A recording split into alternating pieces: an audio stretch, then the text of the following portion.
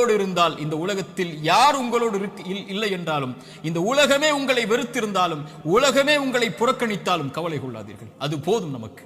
இறைவன் உங்களோடு இருந்தால் அது போதும். உலகமெல்லாம் உங்களோடு இருந்து இறைவன் உங்களோடு இல்லை என்றால் அதை விட நஷ்டமில்லை. உலகத்தில் எவரும் இல்லாமல் இறைவன் உங்களோடு இருந்தால் அதை விட இன்பம் இல்லை. நபிமார்கள் உலகம் புறக்கணித்தது நபி நூஹை, ஆனால் நூஹோடு அல்லாஹ் இருந்தான். நபி தாவூதை உலகம் புறக்கணித்தது, அல்லாஹ் அவர்களோடு இருந்தான். நபி யூனுஸை உலகம் புறக்கணித்தது, அவர்கள் செய்த பாவத்திற்காக மன்னிப்பை கேட்டார்கள், அல்லாஹ் அதிலிருந்து அவர்களை பாதுகாத்தான். இப்ராஹீமை உலகம் புறக்கணித்தது, அல்லாஹ் அவர்களோடு இருந்தான். மூசாவை உலகம் புறக்கணித்தது, அல்லாஹ் அவர்களோடு இருந்தான். நபி அல்லாஹ்வின் தூதரையும் உலகம் புறக்கணித்தது, பெரும்பான்மை புறக்கணித்தது, அல்லாஹ் அவர்களோடு இருந்தான். லா தஹ்சன் இன்னல்லாஹ மஅனா. அல்லாஹ்வின் தூதர் அதனால்தான் சொன்னார்கள், கவலை கொள்ளாதீர், அல்லாஹ் நம்மோடு இருக்கிறான். அல்லாஹ்வின் தூதர் ஸல்லல்லாஹு அலைஹி வஸல்லம் ஒரு தாயை குறித்து சொன்னார்கள். போர்க்களத்தில் காணாமல் போய் கிடைத்த ஒரு குழந்தையை ஒரு தாய் தேடி வரும்போது அல்லாஹ்வுடைய தூதர் அதை எடுத்து கொடுக்கும் போது, அந்த தாய் அந்த குழந்தையை வாங்கி கட்டி அணைத்து அதற்கு உணவை கொடுக்கும் போது அல்லாஹ்வின் தூதர் நபித்தோழர்களை பார்த்து கேட்டார்கள், இந்த தாய் இந்த குழந்தையை நெருப்பில் வீசுவாளா? அந்த குழந்தை படக்கூடிய சிரமத்தை கஷ்டமாக உணர்ந்த அந்த தாய், தன் உயிர் போய் கிடைத்த வந்த மகிழ்ச்சியில் இந்த வாழக்கூடிய இந்த தாய் இந்த குழந்தையை நெருப்பில் வீசுவாளா? தன்னோடு வந்துவிட்ட அந்த குழந்தையை எப்படி நெருப்பில் வீசுவாள்? அல்லாஹ் இந்த குழந்தைக்கு இந்த தாய் காட்டக்கூடிய அன்பை விட அல்லாஹ் அவனுடைய அடியார்கள் மீது இரக்கம் உள்ளவன். அல்லாஹு அக்பர். ஒரு அறிஞர் அழகாக சொல்லுவார், யா அல்லாஹ், அல்லாஹை அழைத்து சொல்லுவார், யா அல்லாஹ், என் தாயை விட என் மீது இரக்கம் காட்டக்கூடியவன் நீ. என் தாய் நான் சிரமப்படுவதை, என் தாய் நான் நோயில் வாடுவதை, என் தாய் நான் கடனில் இருப்பதை, கடனால் கஷ்டப்படுவதை, என் தாய் என் செல்வ இழப்புகளில் கஷ்டப்படுவதை, என் தாய் என்னுடைய இழப்புகளில், பிரிவில், நோயில், சிரமங்களில், சோதனையில் கஷ்டப்படுவதை விரும்ப மாட்டாள். என் தாயை விட என் மீது இரக்கம் உள்ள நீயும் விரும்ப மாட்டாயா அல்லாஹ், அதை எனக்கு இரக்கம் காட்டு, இந்த சோதனையை நீக்கென்று அல்லாஹ்வை அழைப்பார்கள் அறிஞர்கள் இந்த ஹதீஸை கொண்டு. அல்லாஹு அக்பர். அல்லாஹ் உங்களை ஒருபோதும் கைவிட மாட்டான். அல்லாஹ் உங்களை ஒருபோதும் பிரிந்து விட மாட்டான். அல்லாஹுவின் பக்கம் வந்து விட்டால் அல்லாஹ் உங்களை ஒருபோதும் வேதனை அடைவதை, உங்கள் கண்கள் கண்ணீர் வடிப்பதை, உங்கள் உள்ளம் நெருக்கமாகுவதை, உங்கள் உள்ளம் உடைக்கப்படுவதை இறைவன் ஒருபோதும் பார்த்து கொண்டிருக்க மாட்டான். ஆனால் கடைசியாக சோதனைகள் இறைவனின் புறத்திலிருந்து வருகிறது, ஆம். ஆனால் ஒருவருக்கு சோதனை நன்மையாக வரும், ஒருவருக்கு சோதனை தண்டனையாக வரும். நபிமார்களுக்கு சோதனை வந்தது என்று சொன்னேன். எல்லா நபிமார்களுக்கும் சோதனை வந்தது. அந்த சோதனைகள் அவர்களை தூய்மைப்படுத்துவதற்காக, அவர்களை சுத்தப்படுத்துவதற்காக, அவர்களுடைய அந்தஸ்தை அல்லாஹ்விடத்திலே உயர்த்துவதற்காக, ஈமானில் அவர்களை உறுதிப்படுத்துவதற்காக, எல்லாவற்றையும் கொண்டும், உலகத்தை கொண்டும், மார்க்கத்தை கொண்டும், தீனை கொண்டும் அல்லாஹ் சோதித்துக் கொண்டே இருந்தால் அவனின் பக்கம் அவர்களை நெருக்கமாக்கி, அவனின் பக்கம் அவர்களை நெருக்கமாக்கி கொண்டு வருவதற்காக. அது நிஅமா, அது அருள். அந்த சோதனை அருள். அல்லாஹ்வுடைய தூதர் ஸல்லல்லாஹு அலைஹி வஸல்லம் அவர்கள் சொன்னார்கள், உலகத்தில் அதிகமாக சோதிக்கப்பட்டவர்கள் யார் என்று கேட்கும் போது நபிமார்கள், அவர்களுக்கு பின்னால் வந்தவர்கள், அவர்களுக்கு பின்னால் வந்தவர்கள் என்று சொல்லிவிட்டு சொன்னார்கள், அல்லாஹ் ஒரு மனிதனுடைய மார்க்கத்திற்கு ஏற்ப அவனை சோதிப்பான். யா அல்லாஹ், அவனுடைய மார்க்கம் நிலையாக உறுதியாக இருந்தால் அந்த உறுதியோடு, அந்த நிலையோடு சோதனையும் உறுதியாகும். யா அல்லாஹ். மேலும் சொன்னார்கள், அவனுடைய மார்க்கம் எளிதாக இருந்தால் சோதனையும் அவனுக்கு எளிதாகும்.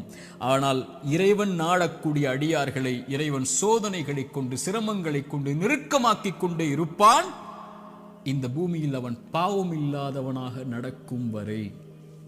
யா அல்லாஹ், இந்த ஹதீஸை எப்படி விவரிப்பது இந்த சிறிய நேரத்தில்? இன்ஷா அல்லாஹ் வாய்ப்புகள் வரும்போது இந்த ஹதீஸை விவரிக்கிறேன். அல்லாஹ் சோதனைகளை கொண்டு ஒரு மனிதனை பக்குவப்படுத்துவான், நிலைப்படுத்துவான், முன்னேற்றுவான். அவனுக்கு அடுத்த கட்டத்தை நோக்கி அவனுடைய வாழ்வை நகர்த்துவான். அவன் அதன் மீது நம்பிக்கை கொண்டிருப்பான். நலவு வந்தால் அல்ஹம்துலில்லாஹ், சோதனை வந்தாலும் அல்ஹம்துலில்லாஹ், அல்லாஹ்வை புகழ்வான், அல்லாஹ்விடத்திலே உதவி தேடுவான். இவன் முஃமின். ஆனால் பாவி, இறைவன் சோதனையை கொடுத்தால் அல்லாஹ்வை விட்டு விலகுவான், சோதனையை கொடுத்தால் பாவங்களை நோக்கி செல்லுவான், சோதனையை கொடுத்தால் இறைவனை மறந்து விடுவான். அது நலவின் சோதனையாக இருந்தாலும் பாவத்தின் சோதனையாக இருந்தாலும். இந்த குர்ஆனின் எச்சரிக்கை மிக்க இந்த வசனத்தை கேளுங்கள். ஃபலம்மா நஸூ மா துக்கிரு பிஹி, எம் நினைவை விட்டு நீங்கள் மறந்து வாழும் போது, ஃபதஹ்னா அலைஹிம் அபுவாப குல்லி ஷை, வானத்தின் கதவுகள் எல்லாம் திறக்கப்படும், என்ன வேண்டுமோ கிடைக்கும். ஹத்தா இதா ஃபரிஹு மா ஊது, அல்லாஹ் கொடுத்ததை கொண்டு அவர்கள் நிம்மதியோடு வாழ்ந்து கொண்டிருக்கும் போது அது சோதனை என்று அறியாத அந்த பாவிகளுக்கு அஹத்னாஹும் பக்ததன், திடீரென்று அல்லாஹ் பிடித்து அவர்களை நஷ்டவாளிகளாக மாற்றி விடுவான். அல்லாஹ்வின் தூதர் ஸல்லல்லாஹு அலைஹி வஸல்லம் சொன்னார்கள், அடியானுக்கு அல்லாஹ் ஒரு சோதனையை இந்த உலகத்திலே விரைவுபடுத்துகிறான் என்றால் அவனுக்கு அல்லாஹ் ரப்புல் ஆலமீன் நலவை நாடுகிறான். அல்லாஹ் அவனுக்கு சோதனையை தாமதப்படுத்துகிறான் என்றால் பாவங்களின் காரணமாக நாளை மறுமையில் அவனுக்கு அல்லாஹ் ரப்புல் ஆலமீன் அதை கொடுப்பதற்கு அல்லாஹ் காத்திருக்கிறான். தீயதாக நல்லவருக்கு சோதனையை உலகத்திலேயே கொடுத்து அல்லாஹ் அவனை நெருக்கமாக்கி விடுவான். பாவியை விடுவான் அல்லது பிடிப்பான். பிடித்தாலும் விட்டாலும் அவன் அழிவது நிச்சயம். அல்லாஹ் ரப்புல் ஆலமீன் அப்படிப்பட்ட பாவங்களை விட்டு அல்லாஹ் எம்மை பாதுகாப்பானாக.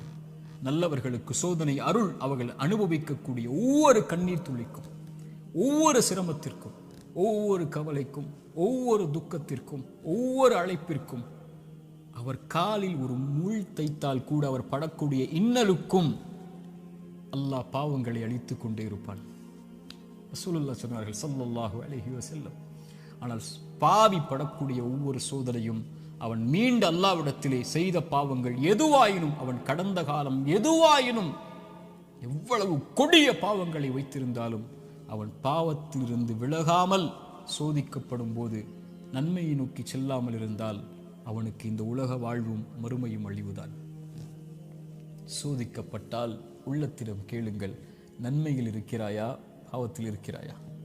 நன்மையில் இருந்தால் இது உனக்கு அருளின் சோதனை, முன்னேறு, வெளிச்சம் உனக்கு முன்னால் இருக்கிறது, நடந்து சென்று கொண்டே இரு, இந்த இருள் நீங்கிவிடும். இருளுக்கு பிறகு பகல், இன்பத்திற்கு துன்பத்திற்கு பிறகு இன்பம், நோய்க்கு பிறகு சுகம், இப்படி உலகம் மாறி மாறி உனக்கு கொடுக்கும். ஓடிவிடு நன்மையை தேடி. வெளிச்சம் உன் வாழ்க்கையில் விரைவில் வரும், மிகப்பெரிய வெளிச்சமாக. நீ ஒரு மாதம் சிரமப்படுவாய், ஆனால் நீ கடக்க வேண்டிய இந்த மாதத்தை அல்லாஹ்வின் நம்பிக்கையில் நன்மையில் கடந்து விட்டால் நீ வருடம் முழுக்க நிம்மதியோடு இருப்பாய். 3 நாள் 4 நாட்கள் நோயில் சிரமப்பட்டால் கவலை கொள்ளாதே. அந்த நோயை அல்லாஹ்வின் நன்மைகளை எதிர்பார்த்து காரணிகளை எடுத்துக்கொண்டு களி, அல்லாஹ் உனக்கு அதற்கு பிறகு மிகப்பெரிய சுகத்தை வைத்திருக்கிறான். ஆனால் பாவத்தில் இவை அனைத்தையும் நீங்கள் சந்தித்தால், பாவம் உங்களிடத்திலே இருந்தால், யா அஹி யா உக்தி, என் தோழரே, என் சகோதரியே, அல்லாஹ்விற்காக அதை விடுங்கள்.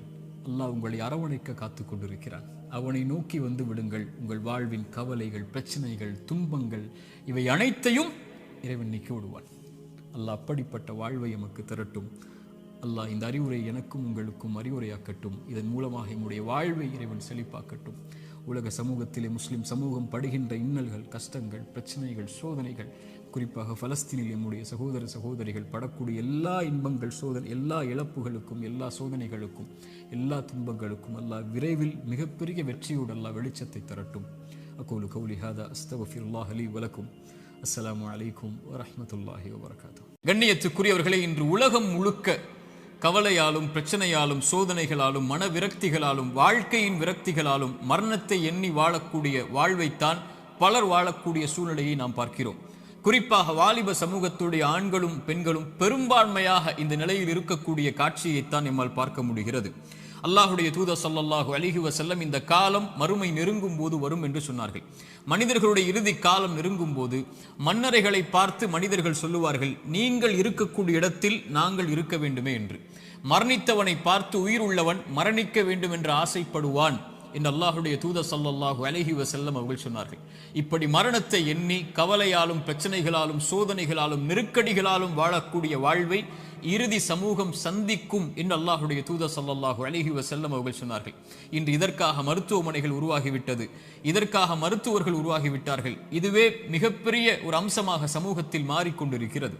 இப்படி சோதனையான காலத்தில் நீங்கள் சோதனைகளை சந்தித்துக் கொண்டிருந்தால், நோயால், செல்வ இழப்பால், கண்ணிய இழப்பால், அல்லது வாழ்க்கையின் நெருக்கடிகளால், உறவுகளுடைய பிரிவால், இது போன்ற எந்த சோதனையில் நீங்கள் சிக்குண்டிருந்தாலும் இந்த செய்தியை செவிதாழ்த்தி கேளுங்கள். இந்த சோதனைகளில் நீங்கள் தனியாக இல்லை, உங்களுடைய இறைவன் உங்களோடு தான் இருக்கிறான்.